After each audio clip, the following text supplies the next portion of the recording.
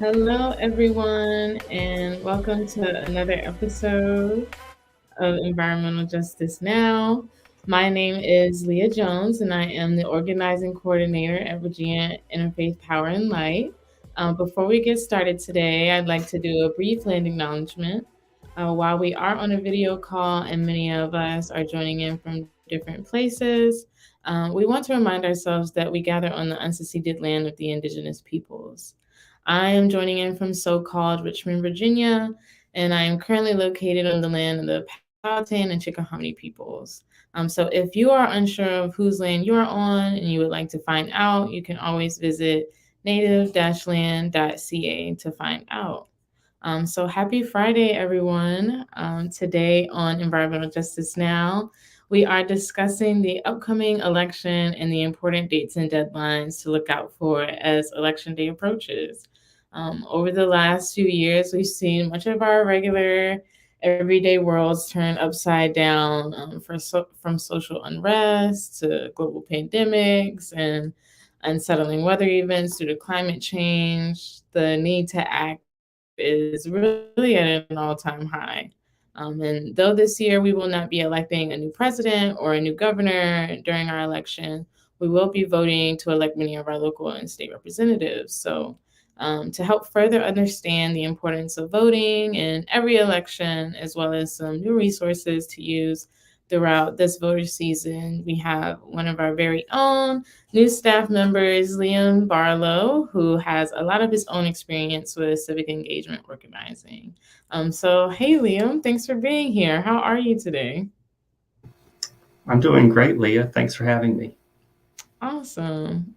So, just generally, I wanted to start broad with a kind of obvious question. Are you a voter? And I would imagine that the answer would be yes. But are you? And could you just tell us a little bit more about why you even choose to be a voter? Yes, I've been a voter since the day I turned 18, which was actually 2 days after the 2016 election. So I was not able to vote Oh, in wow. that year's election. That But was a big one, too. yeah, just unfortunate luck. But I've been a voter in every election in Virginia since then. And because Virginia votes every year, that means I've gotten to vote over 10 times already. And primary, general, and local elections in the last just 5 or 6 years. And for me, it was having been involved in political organizing since I was a teenager. There was never any doubt that I was going to vote. But I know everybody comes from different backgrounds when they are registering to vote for the first time. For some people, it's not as much of a given that they want to or will engage in the same process. Definitely. Do you feel like it was like your own personal life had something to do with it too? Like your family, like parents encouraging you to vote, or even did you see like anything about voting while you were in school? I'm trying to think back if I even remember seeing anything about voting when I was in school. I don't remember anything specifically from school. I do share a name with a member of the former member of the Virginia House of Delegates who represented my hometown in Southeast Virginia um, Mm-hmm. as I was growing up. So the idea of seeing even my own name basically on the ballot was ingrained in me from a young age. Yeah. And it was certainly an expectation in my family that you would go to vote in every election because family was on the ballot. So that was something I grew up with. Ah, see, I was wondering. I felt like voting, especially if since you're someone he said you've made a point to go vote in every election since you've been able to. It has something kind of to do with, people around you, your environment, pushing you to do so, and really being able to highlight the importance of taking action in that way. And for me personally, voting, I feel like it's only right that I take this opportunity to just try my best to voice what I want in my own community. And then also, I guess on a deeper level, for me, I see voting as just like it feels like something I have to do because I know so many people who look like me, my ancestors, have fought for that very right to do so. And yeah, and many who are hoping, and those who came way before me, wishing for the opportunity and fighting for that opportunity to vote and be considered as a citizen, and voice our opinions in that way. So it definitely feels like a responsibility, and I think it's a responsibility for everyone. It's a part of our public duty, as we like to say, civic duty. But I guess now I want to more so say, like, go into the specifics of how we see like voting contributing to our communities in a clear way, or like just seeing how voting can actually impact our lives. Um, as I know for many that may be not always very clear. So, do you see any connection between voting being a route in a way to liberation, especially for like some of our most vulnerable neighbors? Like, how do you see voting being a tool for that? I like that phrasing you use as a route to liberation. Um, if you're going to describe it as a route, I would say that voting is an early stop on that route. Um, it's an option that is available in theory. I know we'll discuss this in a little bit, how this isn't always the case, but it's an option that's available to the most people in your community. Um, Even for those who work, jobs 6, 7 days a week. Voting is a way that everybody has a chance to go to the same ballot box and vote for candidates in their community, their state, and for national elections. Again, it's the right that the people are most familiar with. It's the one that's been fought for the hardest. And again, it's because it's accessible to everyone. It gives everyone a little bit of their own voice, their own stake on that route to liberation. Yeah, definitely some form of empowerment, right? Like it's nice to feel like you're contributing to the world that you're living in. At least that's how I think about it a lot. And I also like that you mentioned that in this route to liberation, voting is an early stop, but it's one of the most impactful ones, I think, especially when we're able to do it in critical mass. So I like the way that you approach that. And I think that a lot of the times, although we do see various inequities and difficulties, even along like when we think about voting and talk about like voter suppression, um, is very much still a real problem in so many communities, especially our most vulnerable ones.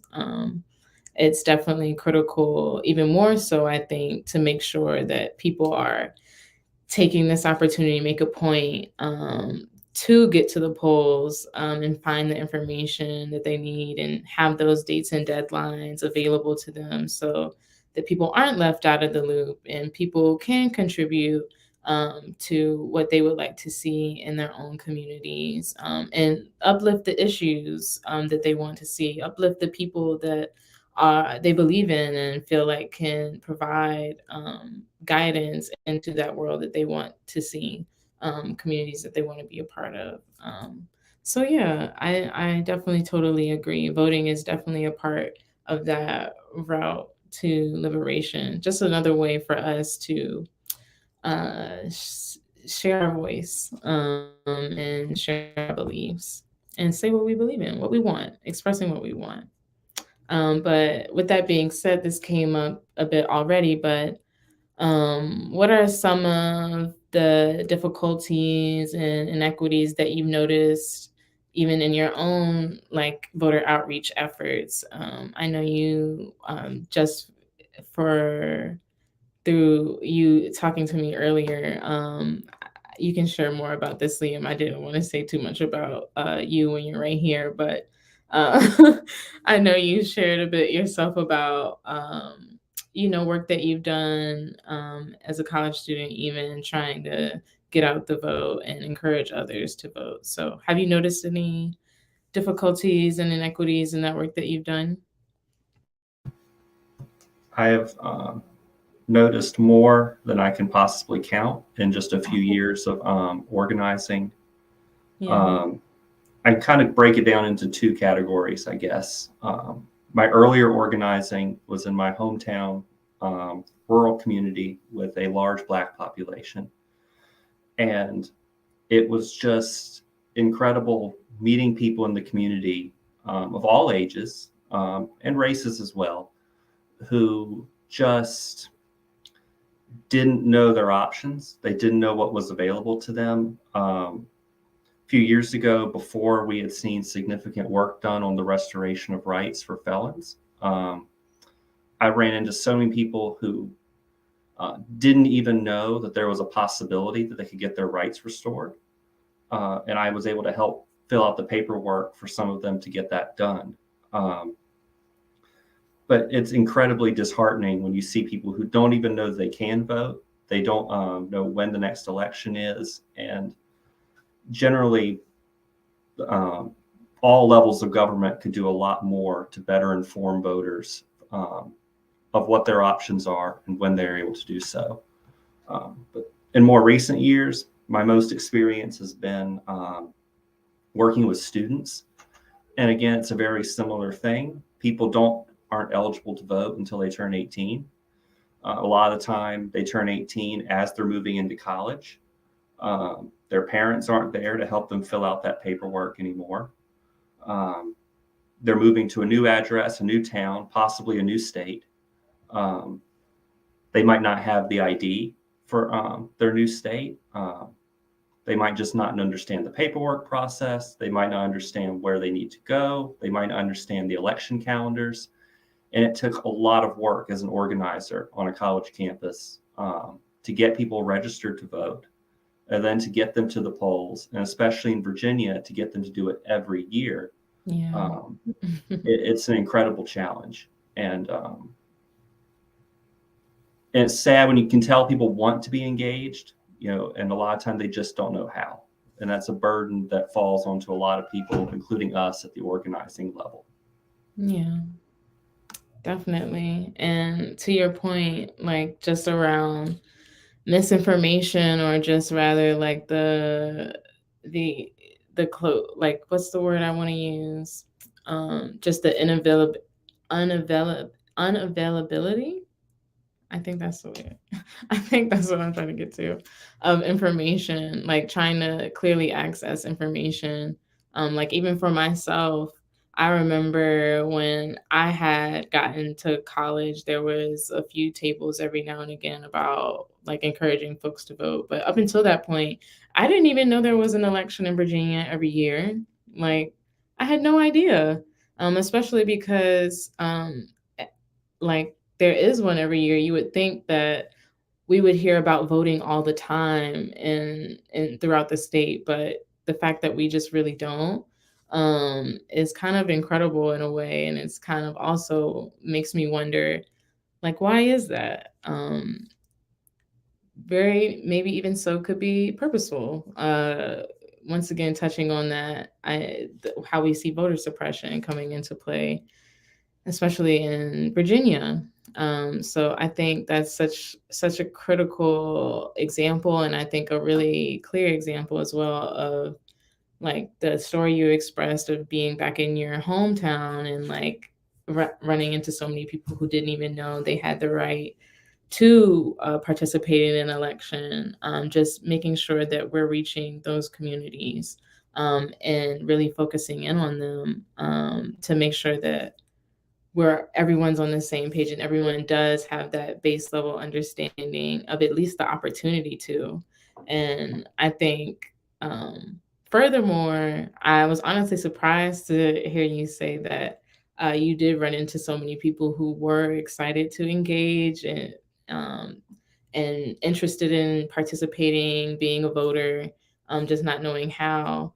I felt like in my time, I realized that a lot of people don't like our age don't think voting is cool, or rather, it brings me to my next question, like just a lot of frustration around maybe the ineffectiveness of voting, and our democratic processes like failing us and our communities, and seeing that over and over again, it just kind of becoming disheartening, which is also what I know, like I felt myself a few times and continue to feel, as we see crazy things happening in our world every day, right? Our local officials doing things are just just incredibly crazy, right? So what do you think about that frustration, that so many of us are feeling, and that ineffectiveness of our democracy? Like, what should you say? What do we say, to those people who have those sentiments and have just like sworn off voting and seeing it as something that's basically, some may say, not pointless, but a frustrating process initially, to then also it be followed by, um, disappointment later on. Um, what do we say to those people to stay encouraged, and interested in wanting to be a voter? I don't think there's any magic words here, and everybody's different when you reach that conversation. Um, and I wish I could be on a college campus this year, because I mean, I think that sentiment is definitely peaking right now. It'd be fascinating to hear what students are saying now, but in my past experience, yeah, I've run into a lot of voters who have said they're disengaged, and it's intentional because they don't think that their vote matters. And you know, my response to that would be twofold. You know, in the last couple of years, voting has gone from extremely difficult to access in Virginia to Virginia being one of the most accessible states for voting. Um, it truly can be just a 5-minute process for you, Mm, whether it be requesting a mail ballot or going to one of the in-person early voting centers that are now open for over a month in Virginia. You can't say there isn't time. There is an opportunity to vote now, that's much easier than it was in the past. And I think it's important to recognize, again, going back to what we said earlier, it's an early stop on the route to liberation. I think we've lost track of that in recent years. There's big election wins do occur on occasion that make you think this is the be all end all. It's not. yeah. Um, so I would say, again, voting is easier than it's ever been in Virginia. So even if you're frustrated with it and still feeling like it's not getting the results you want, it has to be at least still a stop on that route to liberation, and people should still go vote. But now is also a great time to get involved with local organizations in your community that are doing work on the ground.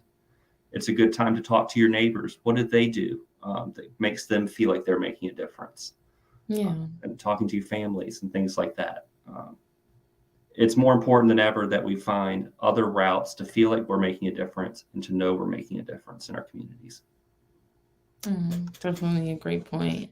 And the point about accessibility, like never before, is so true, especially following COVID. And I remember so much, the information and just the changes that were made to accommodate for that, now still in a lot of ways carrying over, making voting easy. Yeah, there is time in an entire month of early voting. There definitely is time and opportunity, to get out there to the polls. And at the very least, the way that I think about it is, to your point, like it's easy, might as well try, basically. So I think that's a really great point also. And I also love what you said about, just asking your neighbors, asking, even participating in organizations, family that gives you life and inspiration, and really just hope, honestly, for contributing, like wanting to contribute, to continue to try at least, and do everything within your power, to speak up and voice what you want for your community. And voting is definitely a part of that, 100%. So, thanks, Liam, for all of your insight today. I think we're going to begin to wind down things now. And I have a few things I just want to share with everyone about the things that VIPL has to share related to voting and resources for the upcoming election. You can find all of our information related to civic engagement and the election season this year on our civics page. They're up on the screen. You'll find at this site the list of important dates and deadlines, all that great stuff that Liam was mentioning earlier, like your registration date, how to apply for a mail-in ballot, the deadlines for when you can apply to a mail-in or for a mail-in ballot, along with other resources as well that will be coming out very shortly from VIPL.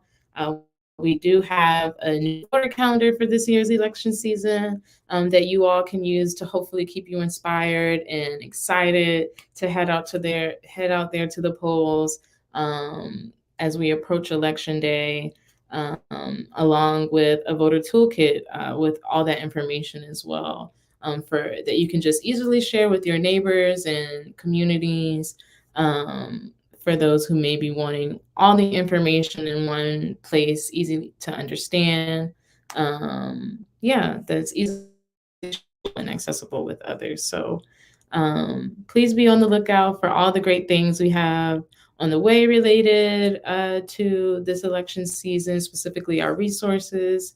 Once again, you'll be able to find those very shortly. But in the meantime, you can take a moment to also register for Climate in the Pulpits on the BEMA and in the MIMBAR.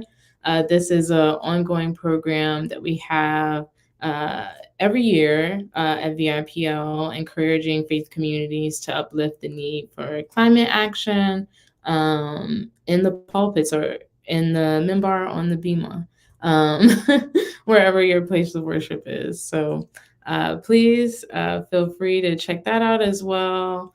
You can learn more about Climate in the Pulpits at this link. If you are interested in engaging or just learning more, and if you all would like to see what we're up to on a daily basis or weekly basis rather, as usual, you can join our supporters list where you can keep up with everything VIPL, and join our newsletter to see upcoming events, initiatives, and new resources that we have as well, like the voter resources I mentioned earlier. So thanks again, Liam, for your insight. I hope you've enjoyed this conversation. And we see you all next week on our next Environmental Justice Now. Same time, same place. Bye.